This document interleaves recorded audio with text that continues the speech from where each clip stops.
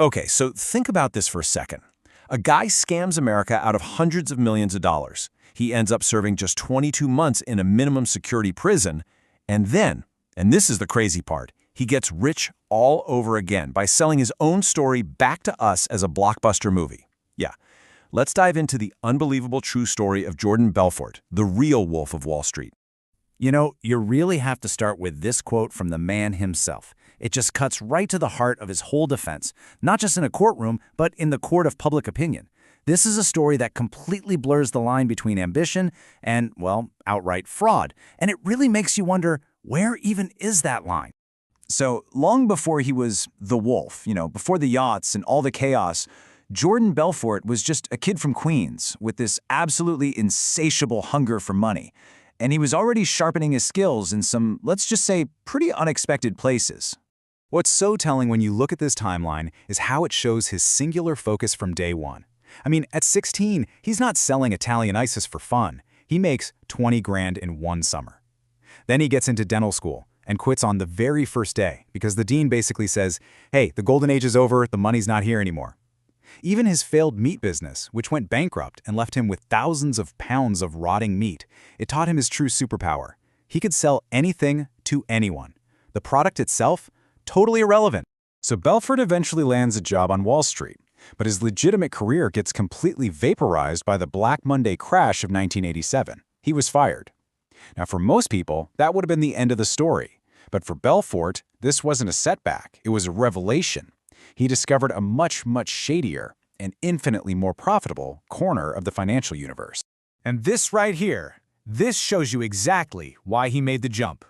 On legit Wall Street, you're dealing with all these strict rules and tiny commissions. But in the world of penny stocks, these obscure little companies that don't even have to file financial statements, man, it was the Wild West. He could pocket a staggering 50% commission on every single trade. In that unregulated darkness, the salesman, not the actual company, was king. And that is the absolute key to understanding this entire story. It was never about finding the next big thing or helping a client build a retirement fund. No way. It was purely about the structure of the payout. The product, whether it was Italian ice, frozen steaks, or a totally worthless stock, it was all completely interchangeable. So armed with this realization, he goes and founds Stratton Oakmont. The name, of course, was specifically engineered to sound old, powerful, and trustworthy. But the reality? It was a chaotic boiler room in a Long Island strip mall, built for one single purpose, to exploit that golden loophole with ruthless efficiency. And their weapon of choice was this classic scam called the pump and dump. It's actually a pretty simple but devastatingly effective form of fraud, and it became the engine that fueled Belfort's entire empire. Okay, so how did the machine actually work? Well, first, as you can see in step 1, Belfort and his inner circle would secretly buy up huge chunks of some garbage stock for pennies. Then, step 2, he'd unleash his army of young, hungry brokers to cold call thousands of regular people, feeding them these scripted lies about a guaranteed rocket ship to wealth. As all these unsuspecting buyers piled in, the price would just soar, and right at the absolute peak, bam, step 4. Belfort and his buddies would dump all their shares, making millions in an instant. And everyone else? They were just left holding the bag as the stock collapsed right back to zero. Now, all that money that was pouring in from these scams, it wasn't just for luxury toys. No, it was a tool. It was a tool to build a cult of personality around Belfort, fueling this corporate culture of pure, uncut hedonism that was designed to keep his brokers loyal, amoral, and always hungry for more. And remember that failed meat business? He was already pushing 100 grand a month in sales back then, so he'd already gotten a taste for high-volume cash. At Stratton Oakmont, though, that kind of money was a rounding error. They were pulling in over $1 billion by manipulating the market, and all of it was coming directly from the life savings of their victim. So while families were remortgaging their homes based on a lie from a Stratton broker, this is what their money was paying for. It was a completely lawless carnival where rules just did not apply. And it was a calculated chaos designed to create an environment where fear, loyalty, and above all greed were the only currencies that mattered. But, an empire that burns this bright, this recklessly, it's going to cast a very long shadow. And pretty soon, the people who operate in those shadows, we're talking journalists, regulators, and eventually the FBI, they started to take notice. And right here on this timeline, you can just see the downfall accelerating. By 94, financial publications are asking questions.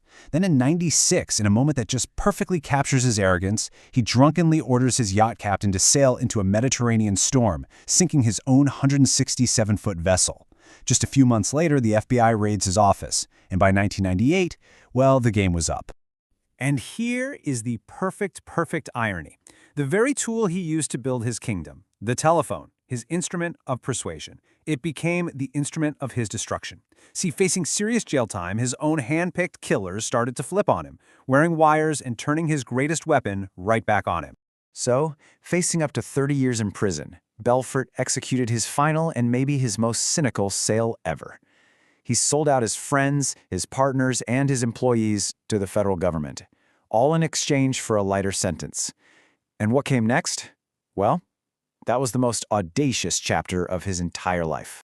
Let's just pause and really look at this, because the contrast here is just staggering. For orchestrating a fraud that destroyed thousands of lives, Jordan Belfort served 22 months in a prison so relaxed, his cellmate was literally Tommy Chong. And his victims? They lost everything. Their retirements, their kids' college funds, their homes. And while they were left bankrupt, Belfort spun his crimes into a best-selling book and a Hollywood blockbuster. He was ordered to pay back $110 million in restitution, but to this day, he's only paid back a tiny fraction of it. I mean, really think about that. He completely commodified his own downfall. He took this story of fraud and greed and destruction, and he repackaged it as this thrilling tale of ambition. And then he sold it to the very public he had swindled, turning all that notoriety into a lucrative new career. Which leaves us with a final and honestly a deeply unsettling question. Why did we, as a culture, make this story a global phenomenon? We cheered for the villain, we quoted his speeches, we lionized his lifestyle. Maybe the most disturbing part of the Wolf of Wall Street's tale isn't what he did, but what our fascination with him says about us.